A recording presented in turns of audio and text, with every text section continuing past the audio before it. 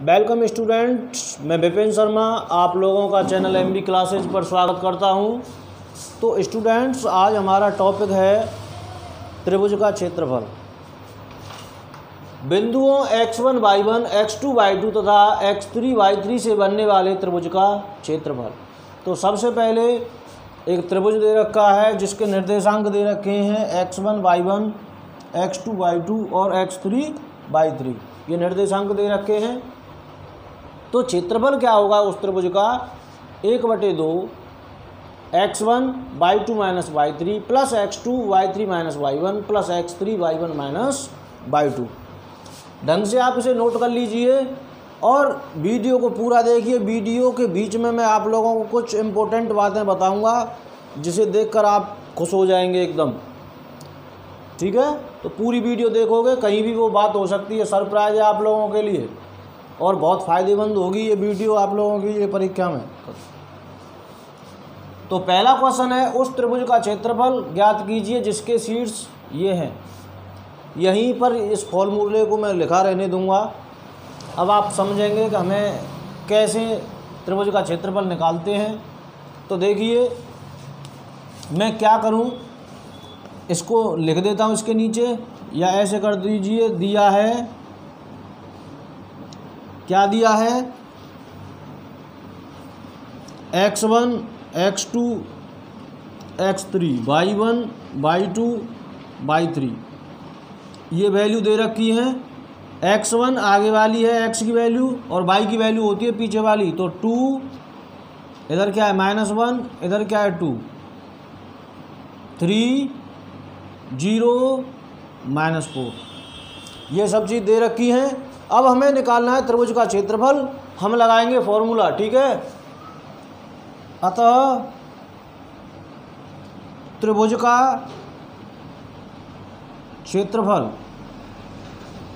बराबर 1/2 x1 y2 minus y3 plus x2 y3 minus y1 plus x3 y1 minus y2 से। देखिए फॉर्मूले को लिखेंगे आप बार बार तो आपको याद होगा, इसलिए फॉर्मूला को लिखा करो। तो लगा दो फॉर्मूले के अंदर 1/2 x1 क्या है 2, y2 0, y3 -4, तो माइनस से ये प्लस हो जाएगा, प्लस x2 क्या है -1, y3 क्या है -4, माइनस y1 क्या है 3, प्लस x3 क्या है 2, y1 3 माइनस y2 0।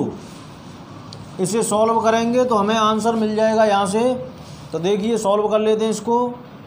1/2, 4 और 0 4, 4 दूनी 8, ये देखिए -7, -4 और -3 -7, ठीक है ना।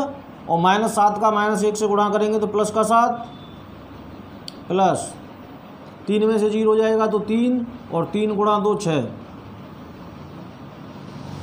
8 7 15 और 6 21। 1/2 का आगे से ही गुणा हो रहा है तो क्या आया 21/2 वर्ग इकाई। उम्मीद है आप लोगों की समझ में आया होगा। एक बार फिर से समझ लीजिए इसे। तो देखिए सबसे पहले क्या है, जो वैल्यू दे रखी है उसमें x1 x2 और x3 आगे वाली वैल्यू हैं, उन वैल्यूज को लिखोगे। y1 y2 और y3 पीछे वाली वैल्यू हैं, उनको लिखोगे और डायरेक्ट फॉर्मूले में पुट करना है हमें, ठीक है। 1/2 x1 y2 minus y3 x2 y3 minus y1 और x3 y1 माइनस y2, ठीक है। फॉर्मूले में पुट करने के बाद हमें आंसर आसानी से मिल जाएगा। अब हम नेक्स्ट क्वेश्चन की तरफ चलेंगे।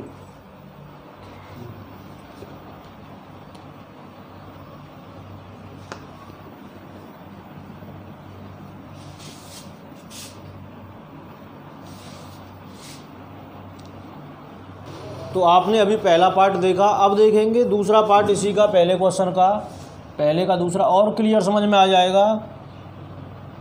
पॉइंट दे रखे -5, -1, 3, -5, और 5,2 ये पॉइंट दे रखे हैं। तो इस त्रिभुज का क्षेत्रफल क्या होगा जो इन पॉइंट से बन रहा है? देखिए सॉल्व करेंगे इसे तो दिया है x1 x2 x3 y1 y2 y3। x1 क्या दे रखा है -5, x2 क्या दे रखा है 3 और x3 equal to 5, y1 -1 y2 -5 और y3 इक्वल टू 2। त्रिभुज का क्षेत्रफल निकालेंगे तो त्रिभुज का क्षेत्रफल क्या होता है 1/2 x1 x2। देखिए अब ध्यान से मैं समझा रहा हूँ आपको कैसे फॉर्मूला याद करना है, प्लस x3 ऐसे लिखोगे x1 x2 x3। ठीक है। अब देखिए y1 y2 y3 ये 3 चीज़ और हैं। यहाँ से देखिए क्या था y2 minus y3 minus y1, यहाँ से y1 माइनस y2। ध्यान रखें अगर x2 आ रहा है तो x1 आ रहा है तो y1 कहीं नहीं आएगा, x2 आ रहा है तो y2 कहीं नहीं आएगा, x3 आ रही है तो y3 कहीं नहीं आएगी। ठीक है। और दो चीज़ आती हैं एक x के साथ, तो x1 दे रखा है तो y2 और y3 आएंगे। ठीक है। ऐसे ही यहाँ पर x2 दे रखा है तो y2 नहीं आएगा। देखिए यहाँ किससे स्टार्ट हुआ था y3 से ख़त्म हुआ था, तो यहाँ y3 से स्टार्ट होगा y1। ठीक है। अब यहाँ y1 से ख़त्म हुआ है तो y1 से स्टार्ट होगा। ठीक है। यहाँ से भी समझ सकते हो y2 minus y3 y3 minus y1 और y1 माइनस y2। स्टार्टिंग यहाँ से होगी y2 minus y3 y3 minus y1 और y1 माइनस y2। क्लियर। अब लगा देंगे वैल्यू तो आंसर मिल जाएगा। तो 1/2 x1 क्या है -5, y2 क्या है -5 minus y3 2 plus x2 3 y3 2 minus y1 -1 है तो +1 हो जाएगा, plus x3 5 y1 -1 minus y2 -5 से +5 हो जाएगा। सॉल्व करेंगे इसे आगे तो 1/2 ये कितना हुआ -7 और -7 का -5 से गुणा करेंगे तो प्लस का 35 प्लस 2 और 1 3 और 3 का 3 से गुणा 6 प्लस देखिए ये माइनस का 1 है ये प्लस का 5 है तो क्या बचा प्लस का 4 और प्लस का 4 का 5 से प्लस का 20। ठीक है। आगे जब इसे सॉल्व करेंगे तो क्या मिलेगा 1/2 गुणा देखिए 35 और 6 41 और 20 61/2 वर्ग मात्रक। लेकिन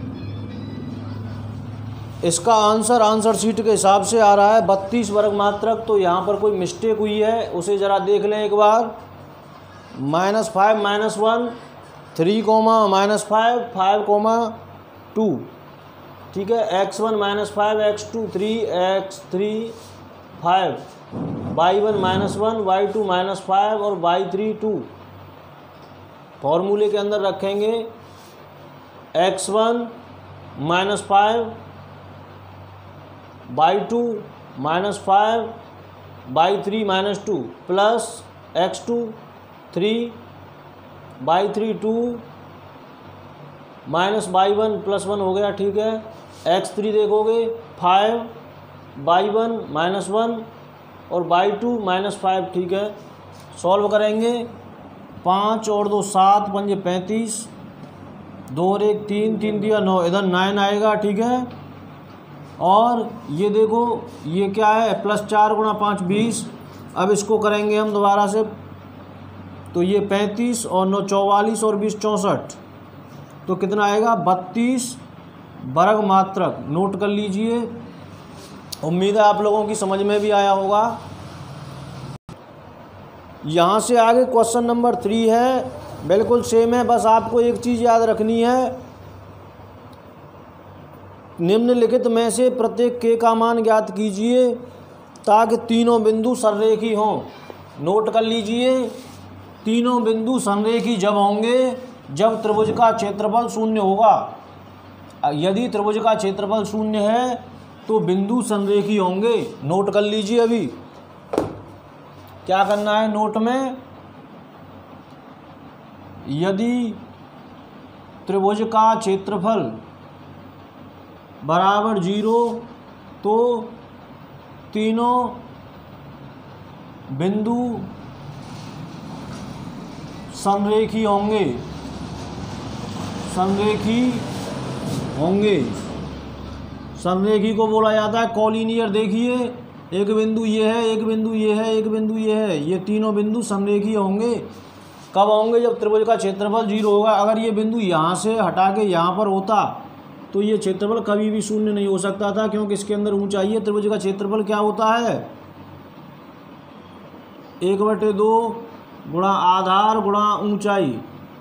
अब ये इसी यहाँ पर आ जाता है ये पॉइंट, तो क्या है, ऊंचाई 0 हो गई। अब 0 का गुणा करोगे तो क्या हो जाएगा, ये 0। तो बिंदु कैसे हो जाएंगे? संरेखी।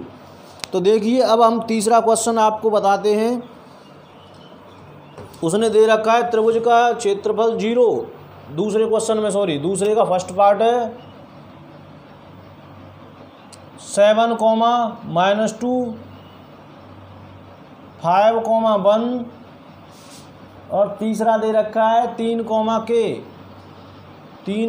K। ये तीन बिंदु कैसे दे रखे हैं? संरेखीय।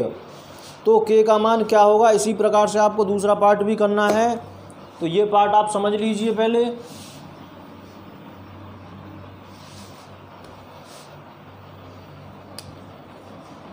दिया है, क्या दिया है? त्रिभुज का क्षेत्रफल बराबर 0।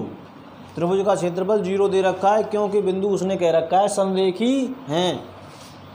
और ये समझ लीजिए, x1 बराबर 7, x2 बराबर 5 और x3 बराबर 3, y1 बराबर -2, y2 बराबर 1 और y3 बराबर k।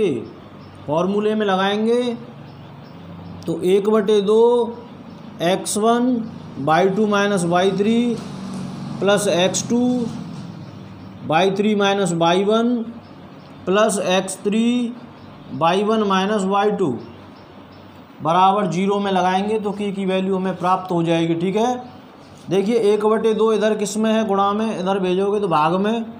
वैसे भी ये 2 भाग में है, इधर भेजोगे तो गुणा में। और 0 में किसी भी संख्या का गुणा भाग करोगे तो क्या मिलेगा? 0। तो 1/2 को तो आप हटा ही दीजिए। तो वैल्यू लगाओ। चलो लिख देता हूँ एक बार आप लोगों की तसल्ली के लिए। x1 की value 7, y2 1, y3 k, x2 5, y3 की वैल्यू k माइनस y1 की वैल्यू -2 से ये +2 हो जाएगा, plus x3 3, y1 -2, y2 -1 equal to 0 गुणा, ये देखिए गुणा में था तो भाग में आएगा 2/1, क्या हुआ? 0 ही हो गया। ठीक है, यहाँ पर इसे सॉल्व कर देता हूँ। तो देखिए अभी 7 - 7 के 7 का अंदर गुणा किया, प्लस 5 के प्लस 10 -6 -3 इक्वल टू 0। ठीक है, हमें वैल्यू निकालनी है k की। तो बिना k वाले जितने भी पद हैं उनको दूसरी साइड में हम ट्रांसफ़र कर देंगे। ठीक है, तो ये -7k है और ये +5k है, तो क्या रहा इधर? -2k इक्वल टू, देखिए ये प्लस का था, इधर आएगा माइनस, ये प्लस का था, ये भी माइनस, ये माइनस का था, ये प्लस और ये भी प्लस। ठीक है, 1 2 3 4, 1 2 3 4 और पूरे 6 पद हैं। ठीक है, तो -2 के बराबर -17 प्लस 9। ठीक है, 6 और 3 9, तो -2 के बराबर 17 से 9 जाएगा तो क्या बचेगा 8 माइनस का, इससे ये चला जाएगा तो के बराबर क्या निकल के आया 4। इसी प्रकार से आपको सेकंड पार्ट भी करना है। स्टूडेंट्स नोट कर लीजिए। अगर वीडियो अच्छी लग रही है तो वीडियो को लाइक करें, चैनल को सब्सक्राइब करें, वीडियो को शेयर भी कीजिए जिससे और लोगों को भी फ़ायदा हो। अगर आप लोग हमारे ग्रुप में अभी तक नहीं जुड़े हैं तो नीचे डिस्क्रिप्शन में जाओगे तो 10th क्लास वालों का ग्रुप बना हुआ है, उस ग्रुप से आप जुड़ सकते हैं। नोट कर लीजिए। तो आप सभी लोग अपनी बुक में क्वेश्चन नंबर 3 देखोगे। शीट्स दे रखे हैं 0 -1 2 1 0 3 वाले त्रिभुज की भुजाओं के मध्य बिंदुओं से बनने वाले त्रिभुज का क्षेत्रफल ज्ञात कीजिए। देखो किसी त्रिभुज के शीट्स दे रखे हैं, कोई त्रिभुज है ABC। ठीक है, उसके शीट्स क्या क्या दे रखे हैं 0, -1 2, 1 और 0, 3। ये 3 शीर्ष दे रखे हैं एक त्रिभुज के। तो क्वेश्चन में पूछा गया है त्रिभुज की भुजाओं के मध्य बिंदुओं से बनने वाले त्रिभुज का क्षेत्रफल बताइए।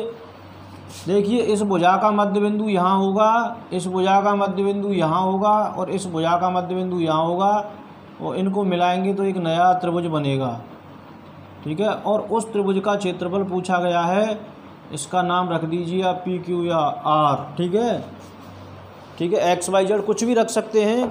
तो इस त्रिभुज का क्षेत्रफल बताना है हमें PQR का। ठीक है, तो पहले निर्देशांक मालूम होना जरूरी है। तो देखिए ये 0 और ये 0, मध्य बिंदु निकालोगे तो दोनों को x को जोड़ के 2 का भाग दोगे और y को निकाल के 2 का भाग देंगे। मध्य बिंदु क्या था, मध्य बिंदु x1 + x2/2 और y1 + y2/2।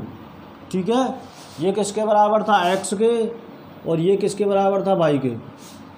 तो यहाँ पे देखोगे 0 + 0 0/2 क्या आया 0, 3 और -1 कितना रहा प्लस का 2 और प्लस का 2 में आधा करोगे तो कितना आएगा 1 आएगा प्लस का। इधर देखोगे 0 और 2 कितना होता है 2, 2 का आधा 1, 3 और 1 4, 4 का आधा 2। इधर देखोगे 0 और 2 2, 2 का आधा 1, -1 और +1 0, 0 का आधा 0। ठीक है, निर्देशांक निकल के आ गए। त्रिभुज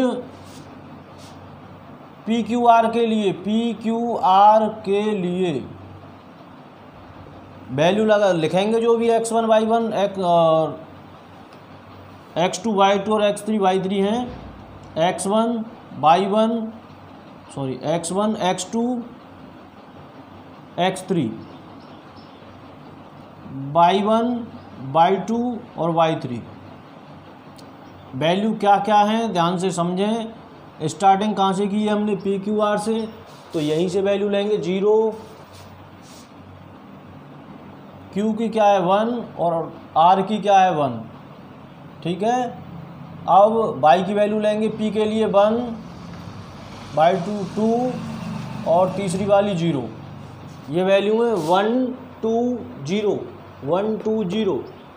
x की वैल्यू 0 1 1। तो लगाएंगे त्रिभुज का क्षेत्रफल। त्रिभुज PQR का क्षेत्रफल बराबर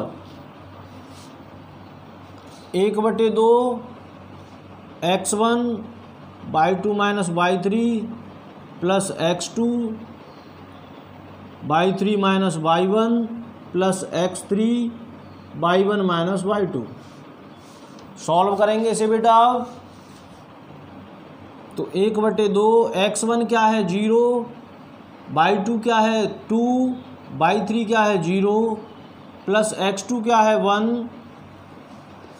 y3 0, y1 1, x3 क्या है 1, y1 1 माइनस y2 2।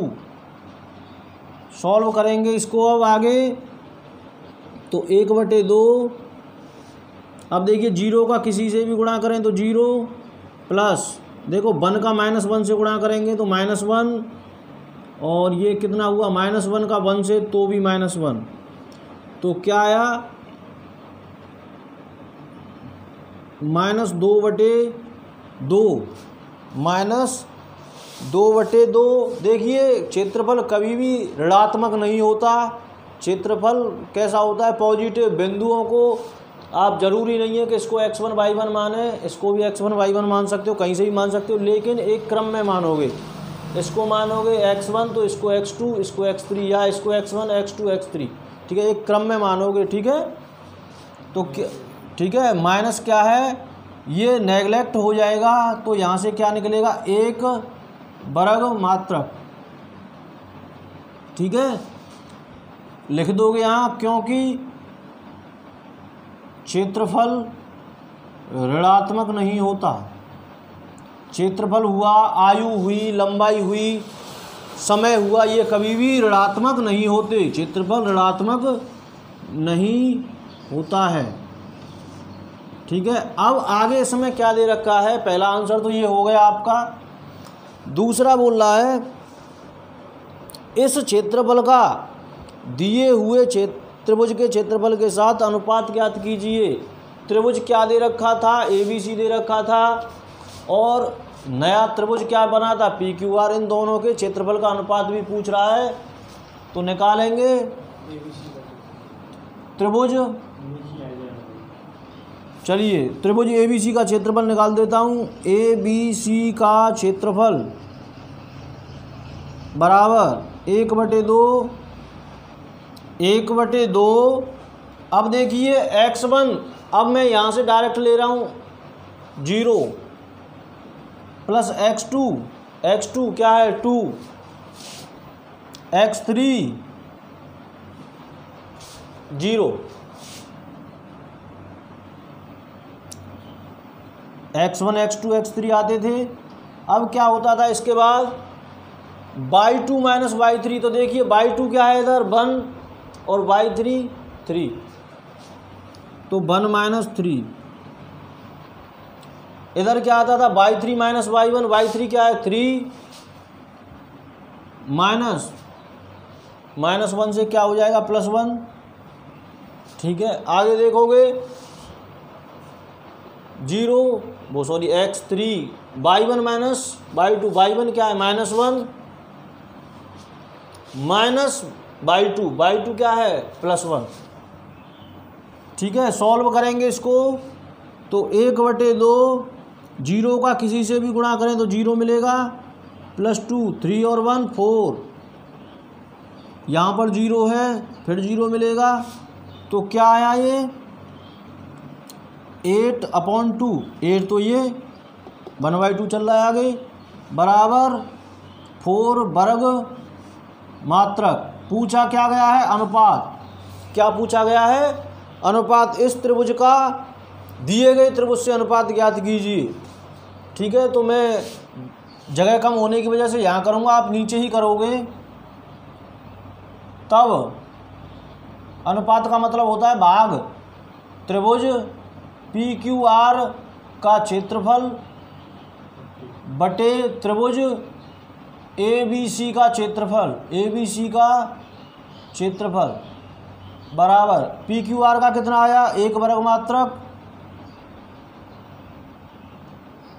PQR और ABC का कितना आया है 4 वर्ग मात्रक।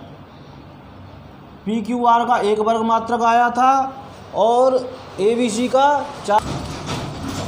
1 वर्ग मात्रक, और नीचे वाले का 4 वर्ग मात्रक। वर्ग मात्रक से वर्ग मात्रक चला जाएगा तो क्या आया 1/4, अर्थात